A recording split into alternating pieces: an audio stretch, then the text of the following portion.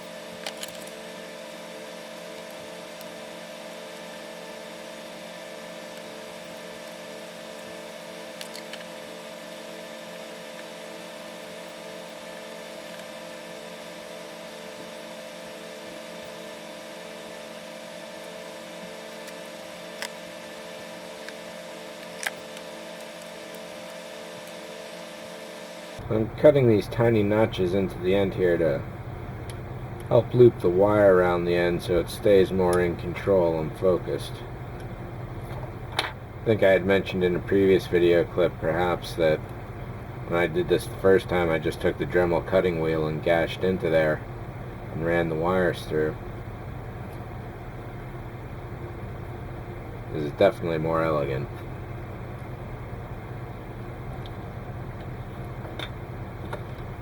And overall, it looks like the single-sided Scotch tape may have been... No, the double-sided is definitely the better solution. There's a lot of air bubbles in the single-sided here, whereas the double-sided simply didn't pick much of that up at all. With that, I think we're ready to seal these guys up.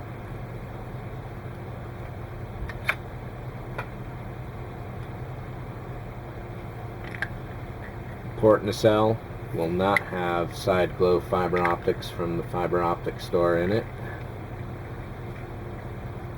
The starboard nacelle will.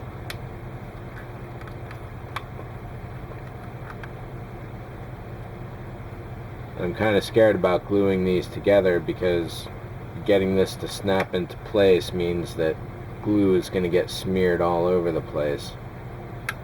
You can't just simply run it on the seam right now. It has to be set on the seam beforehand.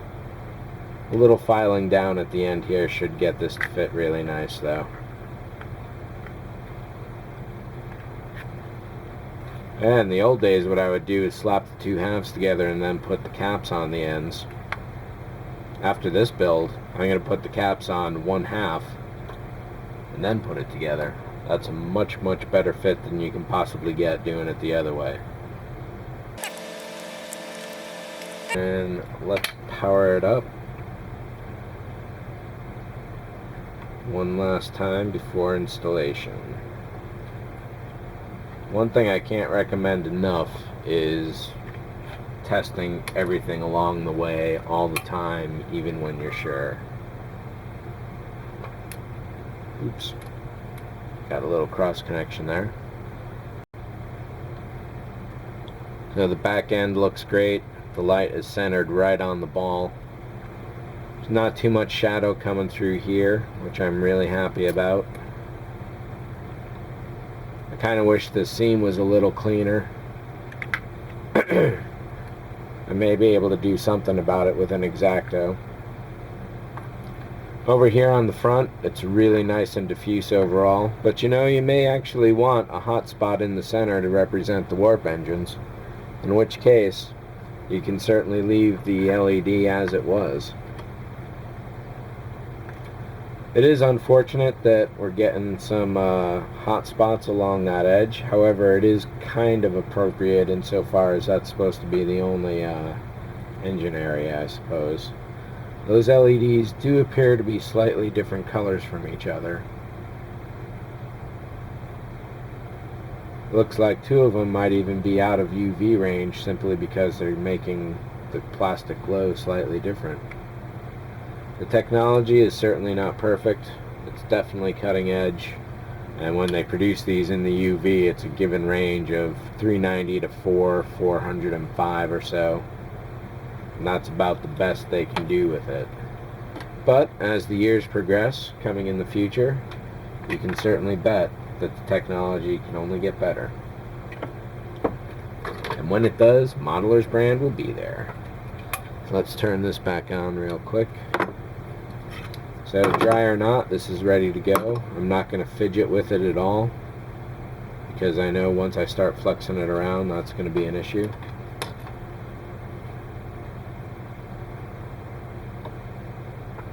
And I do still have to aim these things, so let's power this guy up.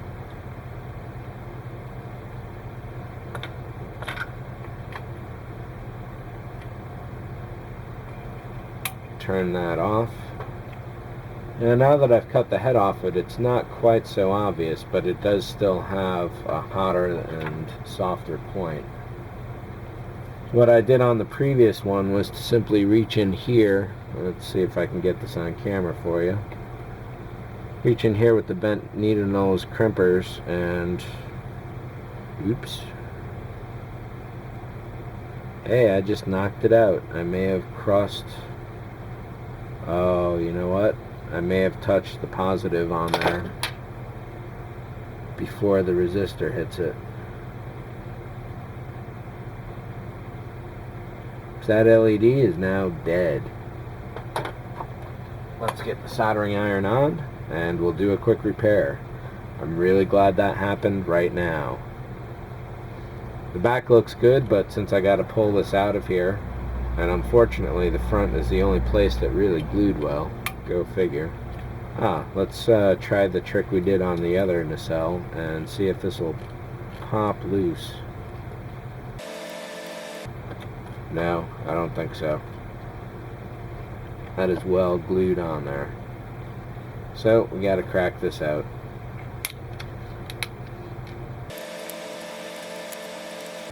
So it's possible that the rubber cement did not insulate this contact point up there. So that's an easy fix on the next LED, which hopefully is sitting right... there we go. Turn that off. Soldering iron is now full of power. We'll kick that leg way off to the side for both of them. Then we'll bring them back around, back in again. So this will certainly help minimize it. And what I'll do is get a little bit of electrical tape and put that in there. So let's get this piece off of here.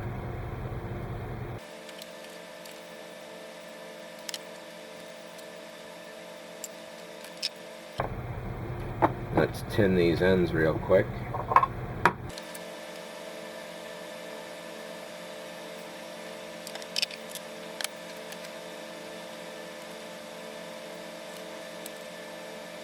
So I want this side to have some bit of flexibility. Oh, and we have to cut the front off.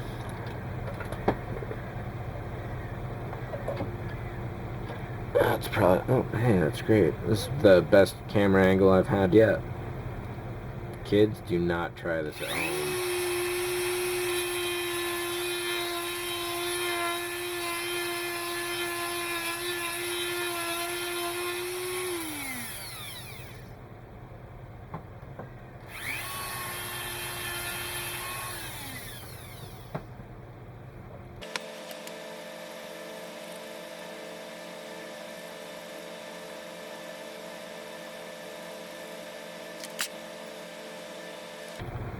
Let's make sure this is actually going to reach, and it will with ease. Let's get that electrical tape.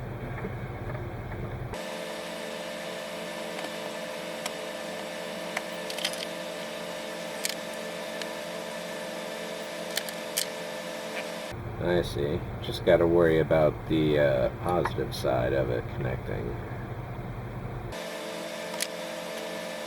Should be good. The negative is still exposed, while covering the positive entirely.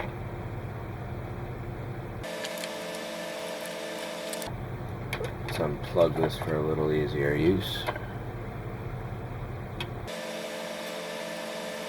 So if I want this sitting in the center here, I think this is just about the angle that I want, because I do want a little flex in that negative side so I can aim it.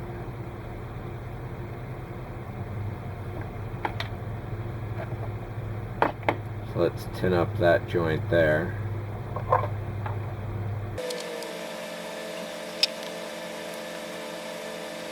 And over on this side, it looks like I want it,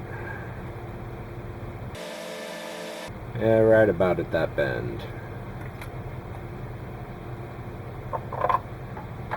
If there's too much slack, I can always bend the wires into a different position with little trouble.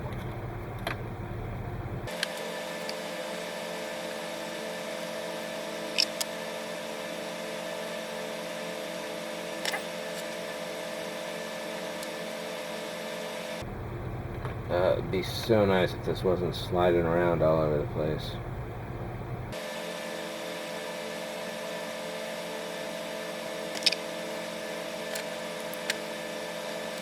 Hopefully we'll get a quicker solder point on this one.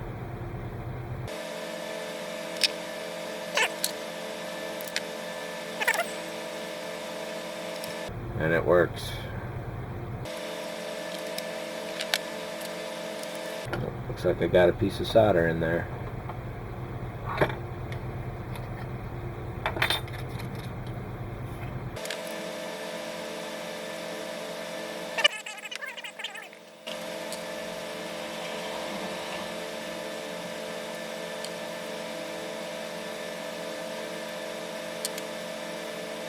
Oh, while we wait for that to dry.